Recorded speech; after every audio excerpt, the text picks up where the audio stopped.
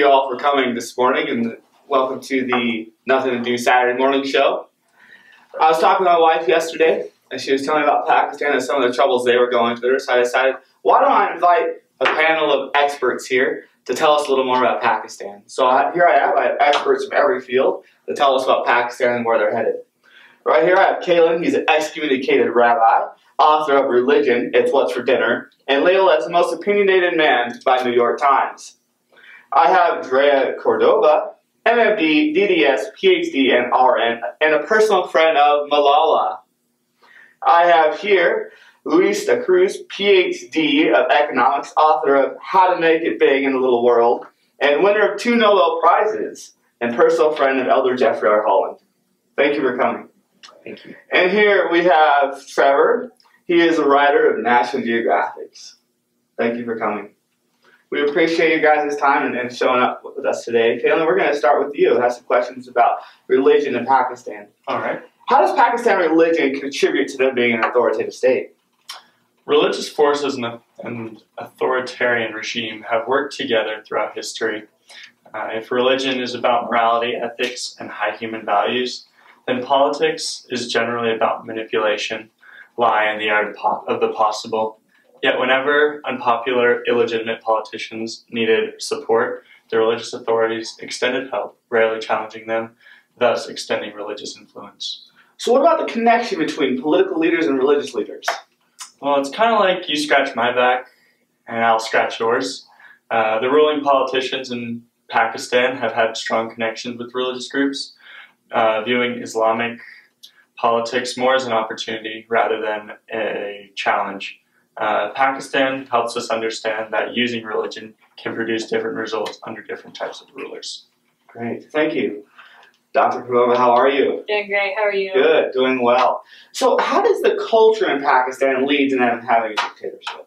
Well, most Pakistanis are illiterate and not very educated, so they don't understand politics well enough, and because they aren't able to educate themselves or their children, the only thing they understand is their jobs. So if somebody comes in and asks them, or just talks politics with them, they can be easily persuaded with large words, smiles, and a lot of head nodding. So in your opinion, why does Pakistan work better under an authoritative state? It's mostly because they need a strong authority to put them in check and to guarantee stability with force. It's like a parent basically training their child to behave, and if they behave, they're rewarded, but if they don't, they're going to be disciplined and put back into obedience. Great, thank you so much. You're welcome. Tell Malala I said holla. Great. Dr. Cruz, how are you today? Doing wonderful, thank you. Good, how's Elder Holland? Good as always. Good. So economics is a tough subject for people to handle. I need you to dumb it down for us. Talk about the economics of Pakistan. The current Pakistani economic situation is basically this. It's a country that grows at about 5% a year, which may sound wonderful to a world that has a lot of economic issues. But in reality, Pakistan only has a GDP of about $250 billion with a per capita of $1,333. So it needs to grow at a faster rate than what it is. Okay. And so you talked about how dictatorship tends to be better, but won't it bring instability within the nation? Well, if we look at the history of Pakistan, we see that Pakistan has grown so much more under a dictatorship. For example, under General Zia, Pakistan grew up to 10% a year.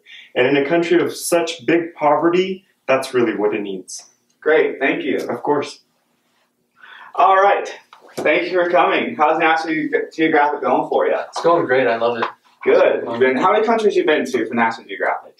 Oh, I've been to quite a few now. I think I've lost count, but it's been a great experience. Great. Well, let's talk history. I know you've done a lot of history for a lot of countries, a lot of cultures. Let's talk history of Pakistan. What is one aspect that has caused Pakistan to enter into an authoritative state in the past? I think from what I've seen and kind of the research that I've done is the Constitution, I definitely believe. They redid the Constitution in 1973, and they kind of implemented a president and prime minister type of government, and that worked out really well. But one of the downfalls was they made it high treason to suppress the Constitution. But in 1979, as has happened in the past, General Zia declared martial law, and he basically negated the Constitution. Okay. And so, do you feel like the Constitution is under attack again? What does that mean for the country?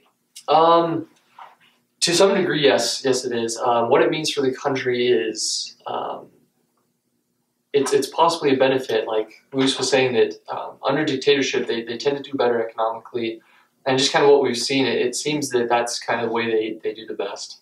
Great. Well, thank you so much for your time. Well, there you have it from our experts here at the Saturday Morning We Have Nothing to Do show. We appreciate your time and hope the next Saturday morning you have nothing to do. Thank you.